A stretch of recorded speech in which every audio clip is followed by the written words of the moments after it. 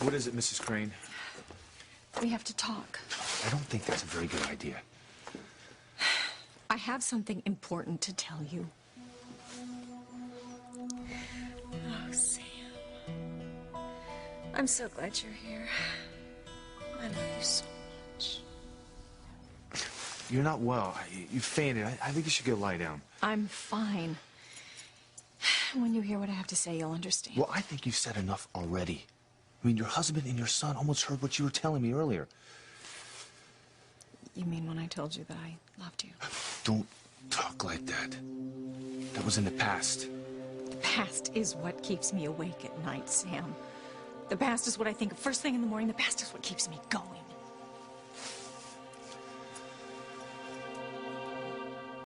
Don't do this, Ivy. I mean, we are both married now. I was married to Julian the last night you and I were together, too. I'll never forget it. It was my honeymoon night. You were in pain. You needed someone. I needed you, Sam. Past tense, Ivy. Like everything else between us. And why are you dredging this up now? Because there's things you need to know. No, Ivy. There are things best left where we buried them years ago. And you're becoming way too reckless in front of my wife, your husband, and your son. I mean, and they would have already found out about our past relationship if the idea of Sam Bennett with the governor's daughter wouldn't have been so completely unimaginable. It's funny. It's just the opposite for me.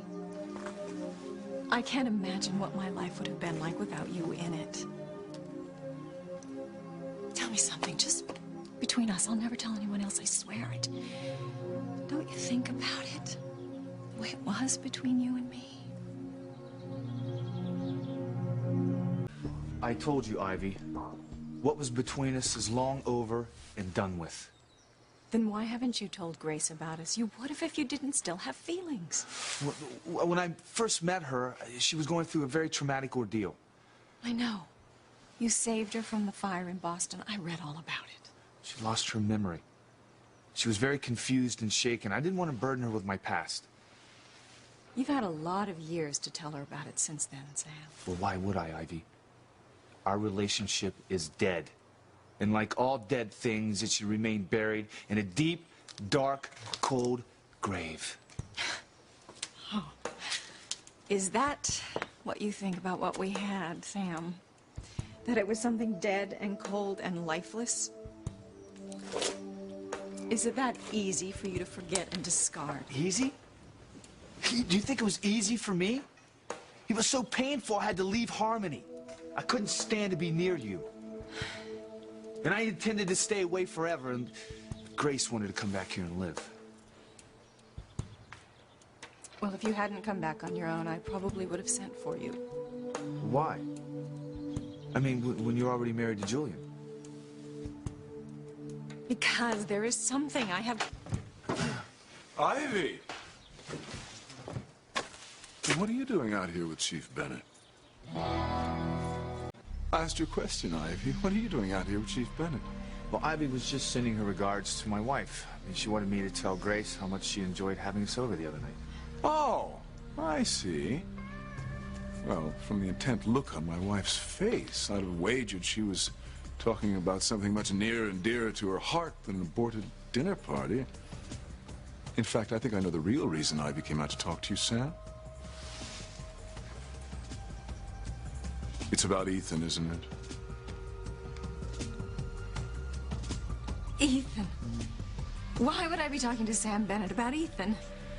Well, you were going to tell me something important. Is it about your son?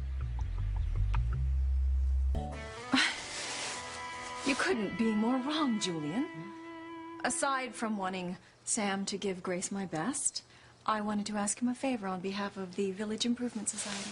No. You certain you weren't discussing Ethan? Why would I be discussing our son with Sam Bennett? No. I simply wanted to ask him if the police could post a few more keep-off signs around the flower beds in the town commons. Since when did you give a damn about that? Since I've noticed that the mums are taking quite a beating. I even think that the dogs are being allowed to run off-leash in the flowers. Oh, Horace. I'm sure you think my idea's as big a waste of time as my husband does. No, not at all. I'll make sure the signs are posted. You know, my wife is a constant source of amazement to me. I would have sworn she was chewing your ear off about Ethan. Why would you say that? Well, she's almost obsessed with the boy. Has been since he was just a little tyke, sending him off to boarding schools, you know, Europe, whatever money could buy. Julian. He sounds like a very lucky young man. Well, he is. He's my son. Of course, I could have done with seeing more of him growing up. It's almost shocking how little he knows of his family's position here in Harmony. Oh, he seems like he's a very bright young man. I'm sure he'll catch on quickly. Yeah, no doubt. But I would have bet my AT&T stock that Ivy was out here trying to talk you into vetoing Ethan's new position as police liaison. Didn't even come up. Yeah, it's amazing, seeing how she's always tried to mollycoddle her #1 son. Julian. I'm sure Ivy is very proud of him, as you should be.